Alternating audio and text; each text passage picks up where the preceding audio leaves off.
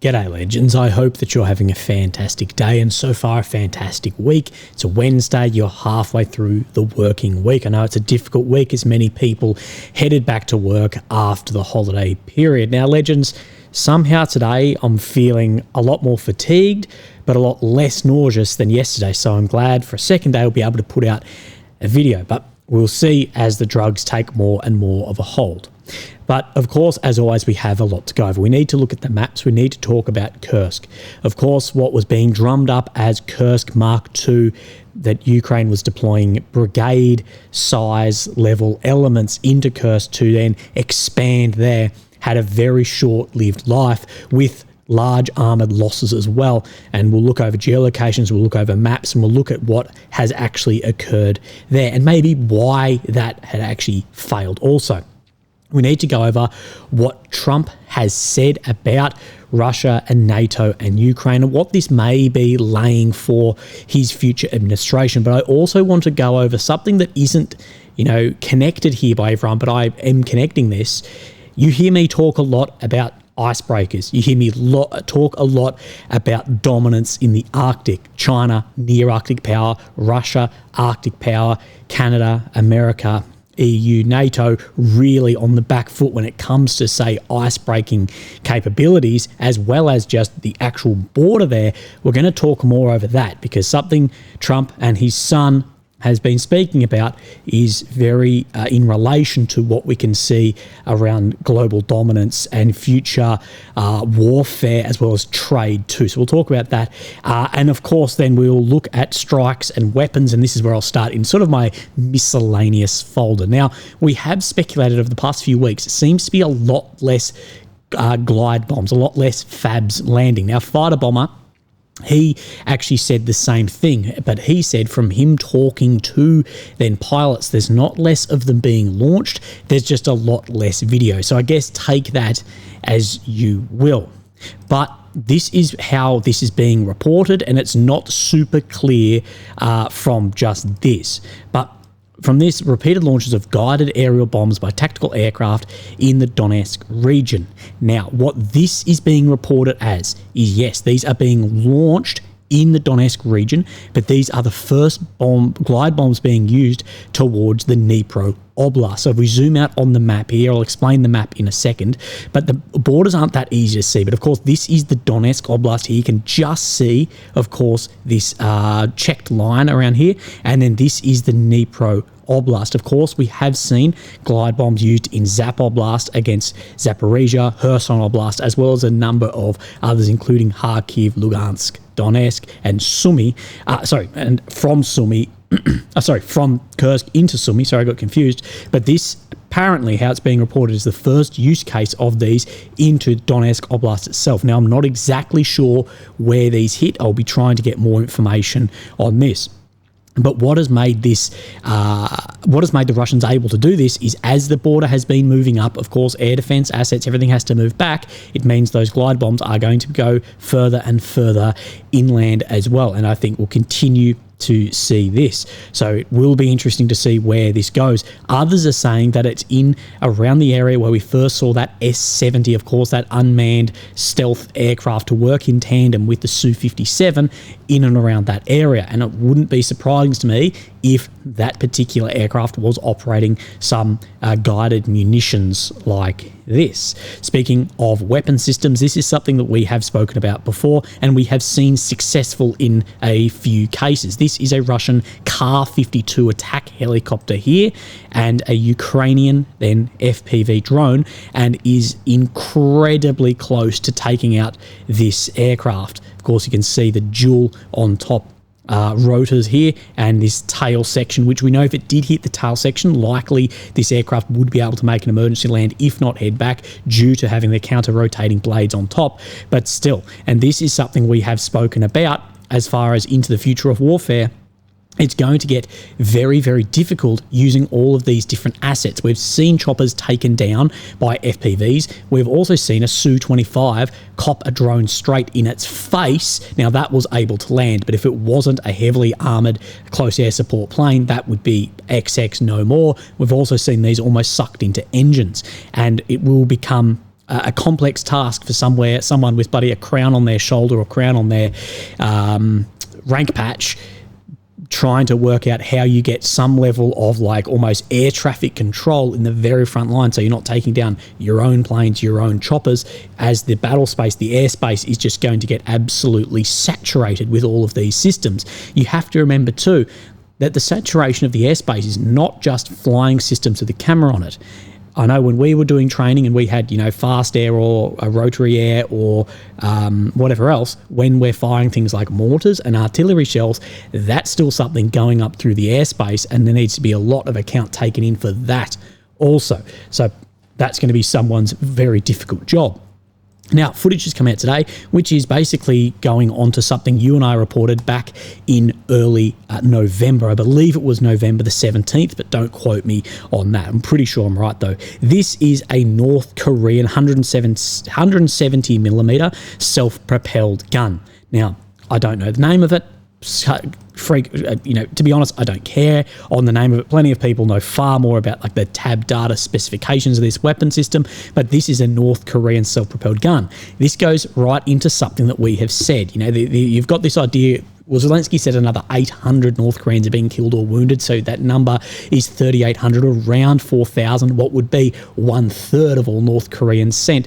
But again, the rock-solid evidence of this is still zero, in my opinion. The rock-solid evidence is zero. And when you say you've killed almost 4,000, killed or wounded, and Ukraine has been on the offensive in some of these areas, and there's not one alive POW, and when someone questioned about POWs, they were in a state of which couldn't be taken alive, it's just seeming like bullshit. But I have no doubt that there are North Koreans operating, and this is what I was told back then, and I shared this with you. This system, speaking of this system, takes 8 pers to operate, and a different munition type that Russia does not produce. Russia does not produce 170 millimeter artillery shells. Its fire rate is slow, 2 shots every 5 minutes. Russia has enough systems in this caliber range, so not this caliber, but in this range from around your 150 mil range up to your 200 mil range, that it can still use, that they are familiar with, and that don't take 8 personnel to operate, and they shoot faster. So also gaining experience on this thing is just not worth the bang it provides. So Russia putting men onto a system like this, 8 guys, but they don't produce the ammo, and it's slow. Why is Russia going to train guys on this? They're better off bringing across the North Koreans to operate this. 20 of these guns, plus working logistics and drone units, would easily take up 3,000 troops. This, for me, is the biggest proof of North Korean direct involvement, not the story of North Korean meat waves. The North Korean soldiers will be used to bolster shells to shoot further than 60 kilometres in Kursk, just to get experience fighting in modern war. Different systems could go in and out just like trials. Deaths of these soldiers will be difficult to prove because they are far from the front line. This will be safe. This will save up the Russian army to go to Ukraine. So Russian army will be able to work their own, and this is more where I believe that these soldiers and systems are being used, not this idea of just meat wave attacks across open ground, yet if that's happening with very little evidence of it. So we spoke about Kursk because this, of course, is where Ukraine is saying that there's been almost 4,000 killed or wounded in action. So, of course, here we have Ukraine in the centre of your screen, the capital of Kyiv. The red area is occupied since 22, the purple since 2014. And, of course, we come up into the north and we have Kursk Oblast in Russia, Sumy Oblast in Ukraine, and, of course, where Ukraine has then had their incursion and is occupying some areas back inside Russia to about 468 square kilometres, which is actually less than when the offensive got launched then 2 days ago. So let's talk about this, and let's talk then about FABs. So on some of the monitoring pages, we saw this. Launches of glide bombs over the Sudzha district, Kursk. So, of course, Sudzha sits in the middle, glide bombs going over the top, and then a minute later, we get launches of glide bombs along the border of Sumy region. So these glide bombs coming into these sectors. And this is something I have spoken about as the front line really slows down due to conditions at the front. The effectiveness, the efficiency of things like these dumb glide bombs will definitely improve because there's not going to be as much movement. This is where I say up in here, Ukraine, if they want to have offensive action, it needs to be maneuver, because if they stop, they're going to get smashed by things like glide bombs. But the words we always say, it has to be simultaneous and successive with other actions.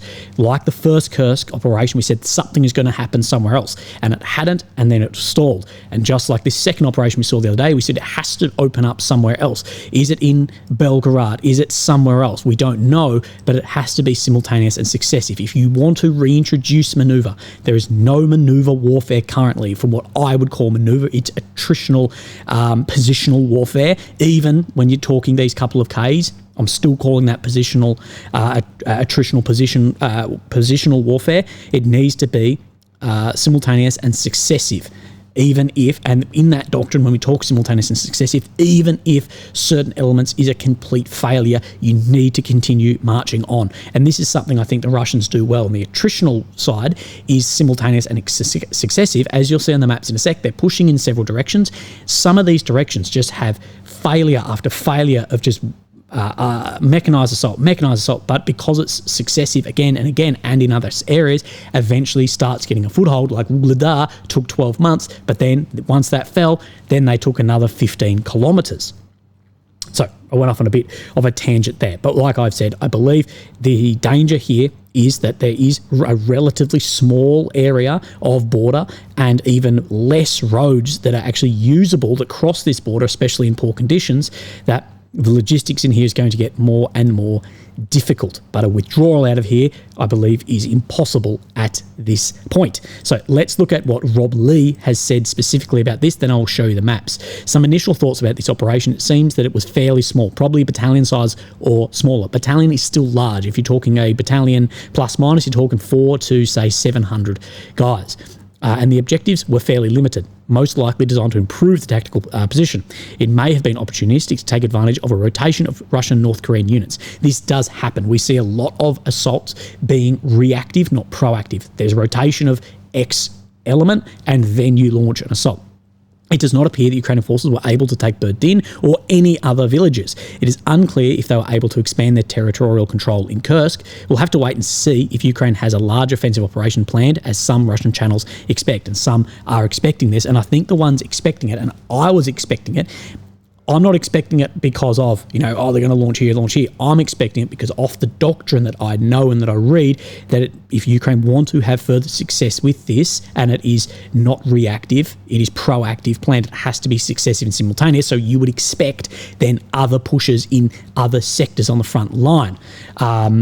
But as far as Ukraine has actually lost some kilometre squares out of this, as I will show you now on the map. So, of course, this is deep state Ukrainian map. We go back to yesterday. So we have 481.9 square kilometres. And then we come to today, and you can see it's 468.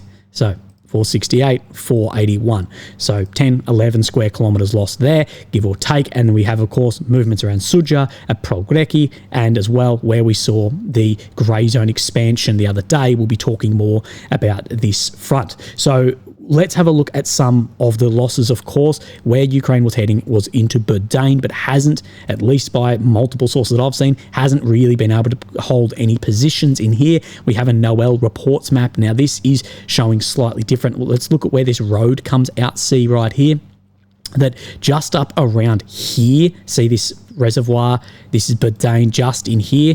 He's saying that's where the Ukrainian forces were able to get to, but the Russian forces recaptured parts on the eastern side as well. Ukraine holds a slight part of Berdane. Again, he's the only map I've actually seen showing this. That doesn't mean he's incorrect, but at this point in time, we can't confirm that, but saying the Russians had an advancement here too. But in this direction, there are a lot of losses, and I'll show you a video here. So this is the same area we're talking about. Now, we saw a tank knocked out right about here, 2 strikers around about here, and well, from all the footage, if you're not just in chats and whatever that are a complete echo chamber, there have been heavy mechanized losses in this assault. This is just 3, but these are the most clear 3 geolocations, but especially from fiber optic controlled drones, there's been heavy Ukrainian mechanized losses in here of Western vehicles, of T-series tanks, of strikers, of a bit of everything. And this is just the footage of that tank that I showed you before as well. And this is Of course, a fiber optic control drone, which are used the most, at least from the videos we see, they're used the most up in Kursk. And this is, we heard about the amount of electronic warfare the Ukrainians were using successfully in here. But the thing is, that is only going to be successful in a limited bubble. Of course, it uses massive amounts of energy, so it can be targeted also, but of course, it's just susceptible to fiber optics. It can do nothing against fiber optics. And what I said is, but once that's taken out, you're going to have large problems. We also know about the electricity grid in here. You're going to have problems with just the amount of power that those systems are going to need also. So let's have a look at some other changes. So we have, of course, Sudzha in here. Let's look on Noel Reports, Ukrainian sources map. Now, of course, this map showed advancement in here. So we have that towards Makhanovka, and this is no different today. Russian forces are actively attacking towards Makhanovka. Initially, there was geolocated footage of Russian advancing into the southern part of the village, but these claims, advances are now disputed. The map reflects changes made over the past few days. So saying there are advancements in and around this area, but not in Makhanovka itself. But again, showing that there definitely was advancement here. But then we step onto this Suryak map, and this tells a different story. So we're talking this sector, of course, which is this zoom in. Now, these zoom ins, these are not the easiest thing in the world at all to see. But Russian army captured a series, wrong one. In addition, Russian forces took full control over the locality of Makhanovka, south of Sudzha. Meanwhile, to the east, Ukrainian forces withdrew from Berdin and this area. So from Berdin, he's saying the Ukrainians withdrew, which is here, but Makhanovka, he is saying that the Russians have taken control of this area. The danger here is then fire control or physical control of roads that feed Sudzha and therefore feed the entire then Kursk offensive at this point in time. So we will see this is still a very important and very fluid area. Progreki up in the north of Sudzha. You can see here, one of the big things I'll say is Suryak has shown that the Russians were in less control of this area than Deep State was. So you can see where these tree lines are, that a lot of this which isn't being shown as blue or green, is coming back under control, but the Russians taking back ground here. But what we can confirm is because there was movement in here, we do know that that definitely did occur, as well as out in this sector that there is some movement, but I can't find any other maps really showing that. So a lot of movement up and down the maps, and Kursk for that initial expand and then has shrunk more. Again, I will not be surprised if Ukraine have a large withdrawal out of here, nor will I be surprised if they just pour forces to reinforce this. Either way, it's a very difficult decision that Ukraine is in for Kursk. The men are needed desperately, but then if they are moved, Russia may push into Sumy. So it's going to be very, very difficult. Let's have a look at other areas on the maps. We do have a lot of red check on this map. What I didn't say previously is the red check, that is ground that Russia has made over the past 24 hours. Now, we do only have a couple of updates here, but I'll show you some more. So on the Deep State map, this is where the Russians have been able to cross the Oskil. They are across this near Dovrochnya. Of course, this is to the north of Kupiansk, and this has been crossed now for a couple of weeks, and the Russians are expanding their control across here. This is of concern. I think this needs to be paid more attention than it is. We come down, and of course then we get to Toretsk, and just a small bit of ground made in here. Remember, Suryak is suggesting that the grey zone in here is all under Russian control. And then we move into this front line. So I'll call this the Baranivkia front. Of course, this is Pokrovsk, Minograd, and then how far to the east from Minograd is this? About 17 to 18 kilometers, we have this. And we have seen over all the maps, Russia has been expanding its control northwards around Baranivkia, and today is no different. Of course, it's showing more control down to the south around these sectors, but all in all, showing fairly similar. And what we're looking for is we do know that there are movements in here, that both the maps are showing movements over the past days, so we can say there's definitely movement. Of course, Suryak showing that this is more leveled out, particularly through the south of this town itself. So I'd say watch on that as well, as this could form then one of the flanks for the Toretsk front line, which will eventually become Konstantinivka, and the eastern flank for Minograd, Pokrovsk, also. So that's an area we will definitely be keeping an eye on. I missed one as we're coming down. Of course, we'll come back up and we have then Terney. We saw yesterday this map finally see that Ivanivkia has come under some Russian control as well by Russians, then crossing the Zedabets in here. Then Terney map, we have Noel reports showing then Ivanivkia, and what he is showing is that the Russians have pushed then further down this road as well, and this crossing in these dams of the Zedabets as well, so showing a lot more control here. So again, outside in the green and grey zone coming under control, and that's more than even Syriac maps is showing on this front.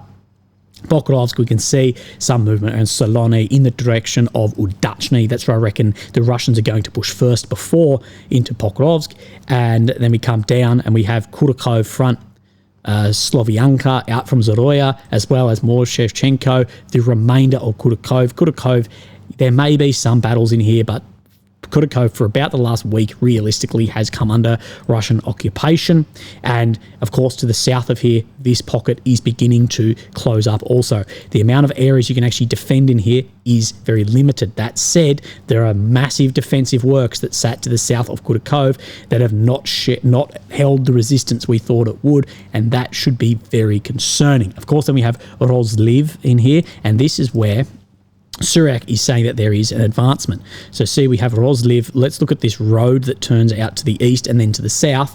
This is same road that he's saying basically these paddocks in here have come under control by the Russian force. And we know there's been a lot of movement around here. We come further west, Velika Novosilka, an area, of course, you are familiar with, and 2 Russian advancements here today in the direction of this remaining road. Remember, these 2 are cut off and there's this remaining road. Yes, there are other ways in and out, but not like made roads, although these will be bombed to shit or mined to shit, but still it's important to say that there is still then service roads. But we have seen Russians on the north side of this road still showing grey, but advancements here of actual red territory. So there's a lot of movements on the map today and things are deteriorating further.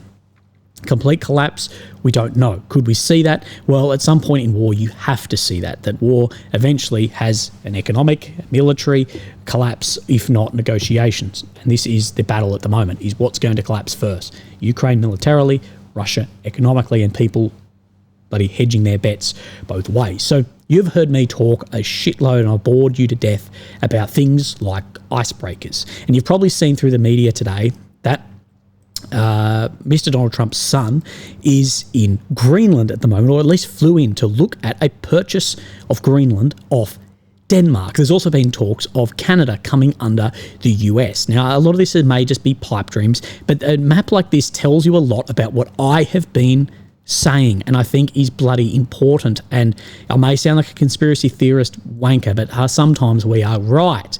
And this is what I'm calling the silent war for the Arctic. China is becoming, well, they already are a near Arctic power and will soon become an Arctic power. They are working with Russia to build nuclear propulsion systems for icebreakers. Russia is the world leader in this. People will say that Russia's not in anything, that they are a gas station with nuclear weapons, but some of their systems, especially nuclear propulsion, high efficiency propulsion and jet engines, they are very, very good at. Yes, some systems may not, but they are good on those systems. It's propaganda when they're not. They're the only country in the world that builds nuclear icebreakers other than, currently helping China with this. And what we see is Russia is building and launching new icebreakers. What we have seen the other day, I told you that there was a Russian ship transporting icebreaker parts sink to the bottom of the ocean in an area of which we said the week prior, if something happens here, it's a really bad spot. And then we saw a ship sink there. And what I was told about this is, well, we don't know who it was, but we know that there are some countries that are enabled by many to be able to undertake missions like this. And it was most likely a limpet mine put in at port, and they crumped it, blew it up under, it was under steam, is that the correct boating term? She was under the steam, Hades, I don't know. But that went down. And I'll say is, if this was just carrying whatever else, I wouldn't be as suspicious. But carrying icebreaker parts for nuclear propulsion, very, very suspicious at this point. Now, this area has unbelievable natural resources that the world is going to need. You can see how much of this is bordering on Russia. Now, people do or do not believe in global warming. And I say, no. I think everyone is agreeing that the world is warming up. The argument is it caused by humans, or is it cyclic and the weather does change over time and eventually it will cooling, blah, blah, blah. However, I'm not here to discuss that. But what we do know is that polar ice caps are melting and areas like this are warming up. And what does this do? It makes the resources in here become available. Not only a lot of them are available, but at this point in time, the cost is not worth the return. That is going to swing very quickly in the next century, even the next few decades. And you can see why the US may want more than just Alaska in for this world, for global dominance over resources as well. And of course, that pushback on China's growing ability as well. So this area is somewhere to absolutely keep an eye on. As a prediction, I believe we'll see North American companies working and investing in nuclear propulsion of icebreakers very soon. I have seen some say it would take decades, up to 50 years, for that to come into like full operational capacity. Things do move very slow like that. Again, I'm not sure on that, but we will see. And we can see that there is money being put into things like icebreakers. From July, and then last year, Canada, US and Finland formed pact to build icebreakers for the Arctic. Now, there's a few things to be said in this. This ship puts out 47 megawatts. It's a hybrid engine, but it's not your Toyota hybrid. It's a diesel electric engine.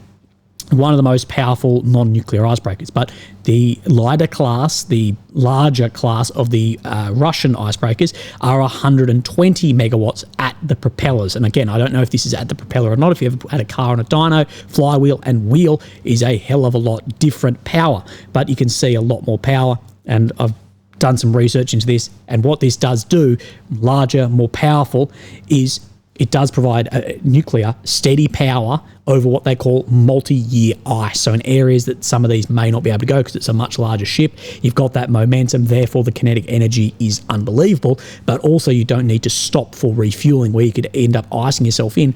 Or what you and I have been speaking about, if you've watched my videos in the end, Arctic emissions. Russia has put into the Arctic some of the most strict emissions in the world. And when you think Russia, you don't think they don't care about greenhouse gas emissions. Their economy is based on oil and gas and lithium and all this sort of shit, and uranium digging out of the earth.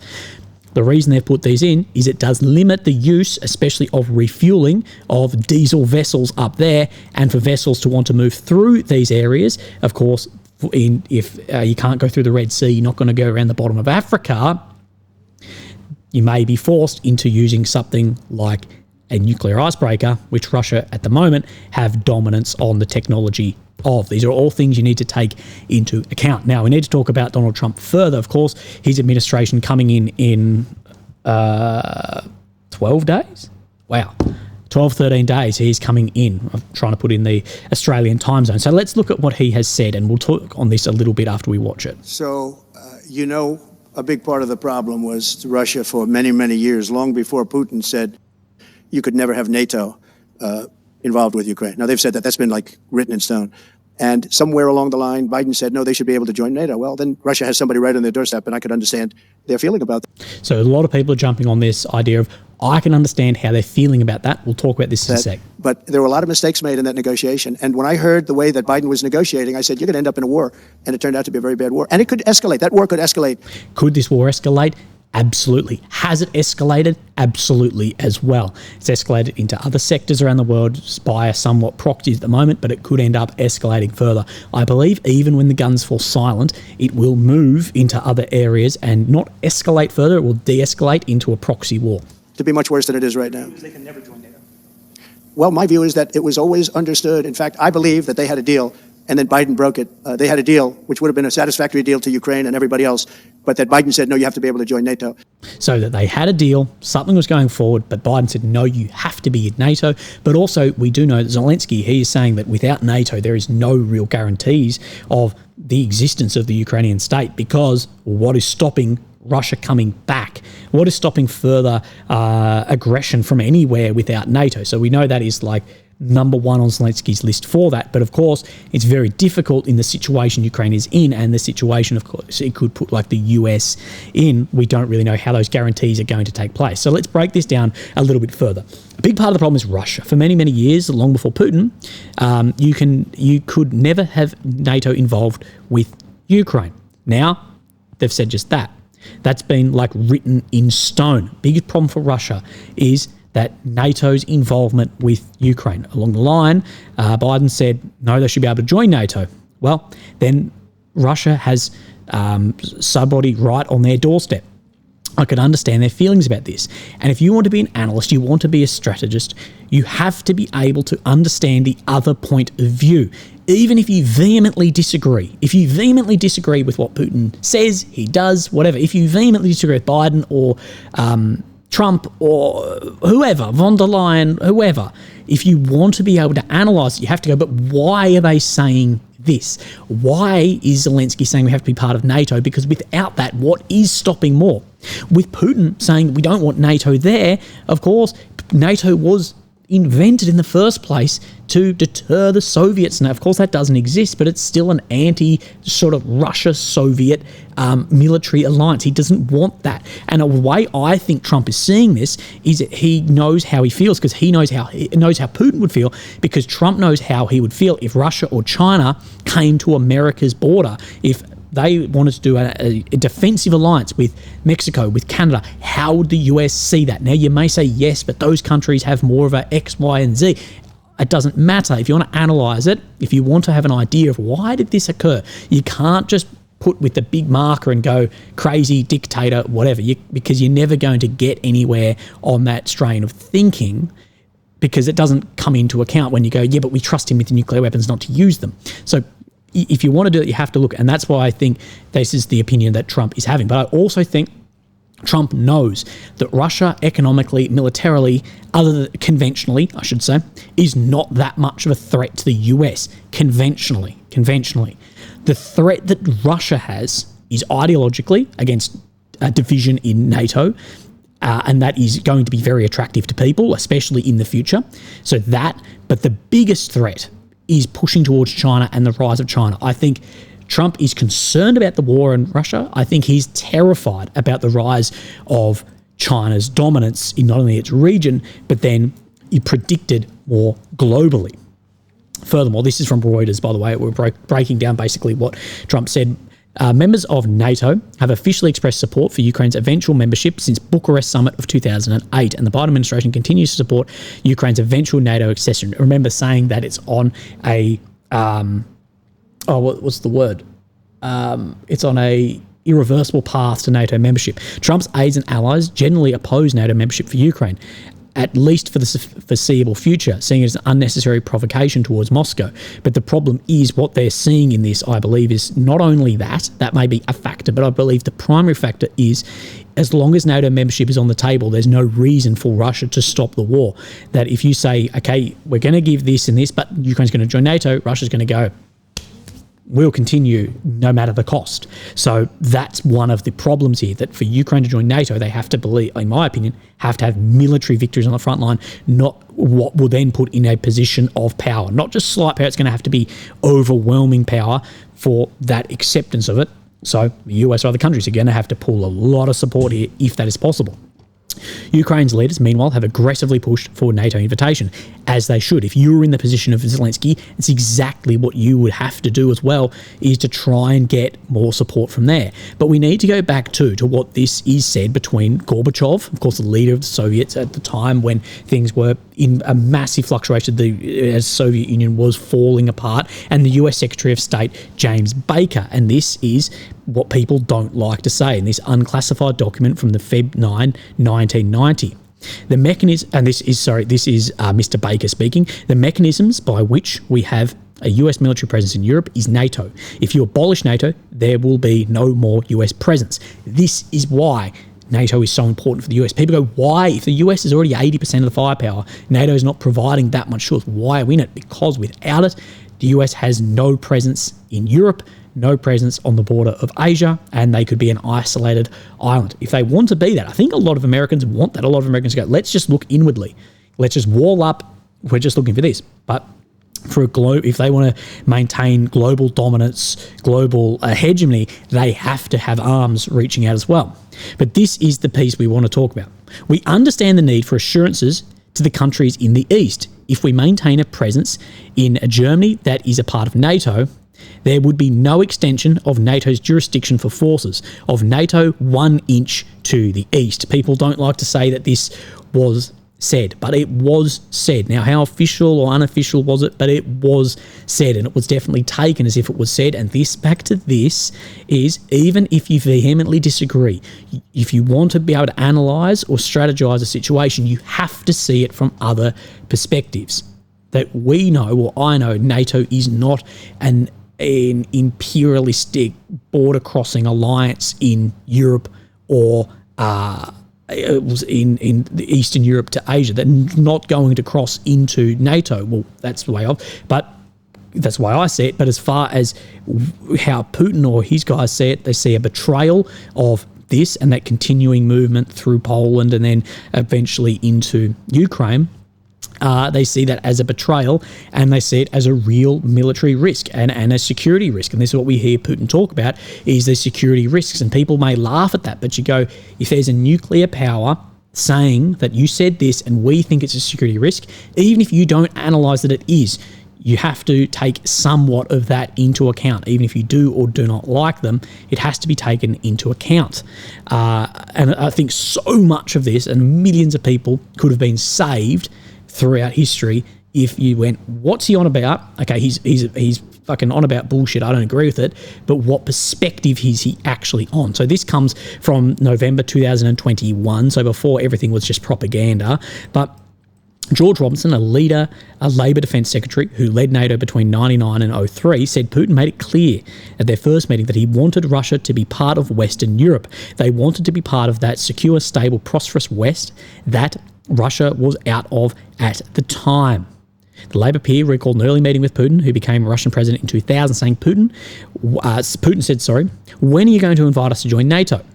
Well, we don't invite people to join NATO. They apply to join NATO. And Putin said, well, we're not standing in line with a bunch of countries that don't matter. And look, this is pretty savage, but it is frank. And, you know, at the extent of mattering on a global scale, especially in the year, say, 2000, if you're standing in line with other smaller nations, Russia should have been bumped. If they really wanted to join, they should have been bumped ahead of other countries, because the global security, economic security, resource security that having Russia in that alliance versus having, sorry, you're going to cop some flack here, having Estonia in that alliance is significantly greater. So shouldn't be standing in that line, if that makes sense. Now, I agree, everyone, shouldn't have special treatment on this, but we have to still be realistic about it also. And what I say here is, how could people fumble the bag this badly? This was a chance for security in Eurasia and to keep those nuclear weapons and Russian military somewhat on a leash and on, for want of a better term, our side.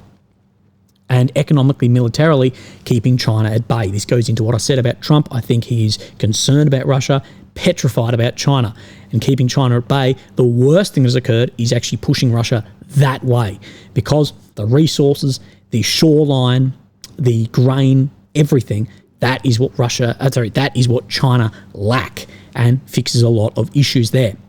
When people ask, why do Russians put up with a thug like Putin, I would answer, because of the economic state that the Soviet Union was left in, from Western economic reform assistance through things like the Harvard Project. This exactly led to the rise of someone like Putin, who you may describe as a mafia thug, because of how that was left and the failures of these assistances and this project, the downturn of that, the creation basically of the oligarch class. then you end up with someone like Putin. I think we are as responsible for Putin ending up in power there as the citizens are. Does that make sense? I think there's a hell of a lot of responsibilities pushed across. In a historical context as well, I think that one of the biggest mistakes ever made was post-World War I military forces not being deployed in when the Bolsheviks were holding the revolution. Now, no one knows how the world would have gone after that, but we do know due to that, tens of millions were killed, and we end up with what we have got today. That said, in this, we talk about, joining NATO, joining the West. I still don't think that this is impossible. I really don't think it is. And this could be a way for NATO's global hegemony as far as control. I've speculated before when people call me, if Putin stuck up his hand and said, I will withdraw from everywhere but Crimea, I'll withdraw from everywhere but Crimea and Donetsk, if Ukraine and Russia join NATO, what would actually be said? Now, does Putin have goals for that? I don't think so, but take that as just a brain teaser to think about how that would go. But again, the biggest threat to NATO is not Russia, it's China. Maybe Russia ideologically, but militarily, economically, it is China. And having Russia not on our side, having them move further and further towards a Sino relationship, I could see Trump putting some weird shit on the table to try and entice Russia at this point. The stick isn't working at the moment. It's delaying, but it's not fixing. The carrot, I don't know what that carrot is going to then look like. You might call me crazy, I don't know. We spoke about the Lex Friedman and Zelensky podcast, and we said in it that basically Zelensky said that, Lukashenko, the leader of Belarus, called Zelensky and said, oh, look, we apologise for this happening. It was up to Putin and you should bomb this. And I said at the time, I can't prove or disprove if this didn't happen, but it makes sense to try and drive a wedge between there, even if it didn't, because exactly like it makes sense for Russia to try and drive a wedge between Ukraine and the West, or Ukraine and Russia. But Lukashenko said, having on Orthodox Christmas, having a dictatorship like Belarus is better than having a democracy like Ukraine's, saying we've been treading on thin ice, but we have never broken the ice and have never fallen into these bitterly cold water about challenges that undergo Belarus. But further, and this is from Belarusian media, they want to get us involved in this little war. Why does Volodymyr Zelensky act like that? We used to be on good terms with him, and my small family was too. Why does he yap? What does he lack? He gets orders to do everything in order to get the country involved in the war. And I believe this is pushing right onto what he told Lex Friedman of that wedge and Zelensky's need, and he says this publicly, the need to isolate Russia. And of course, one of Russia's allies is Belarus. If we get involved in this war, it will be a hard situation. We may not be able to survive as a state. Of course, probably absorbed back under Russia, somewhat already like this. They may say we have a dictatorship or something else. Listen, having a dictatorship like Belarus's is better than having a democracy like Ukraine's. We need to endure it. We cannot ever sway. He also mentioned that Volodymyr Zelensky shouted, "Long live Belarus," the other day. Well, it lives. Naturally, it lives. Frankly speaking, he said that these slogans will be said all over Belarus soon. He kind of hinted that the situation here will be like the situation in Ukraine. And that's when I heard him, and I thought, God forbid. So talking about the situation politically in Ukraine versus Belarus, and as well about the relationship between Belarus and Russia. Legends, I hope that you're having a fantastic day, and I'll speak to you tomorrow. Thank you. Bye-bye.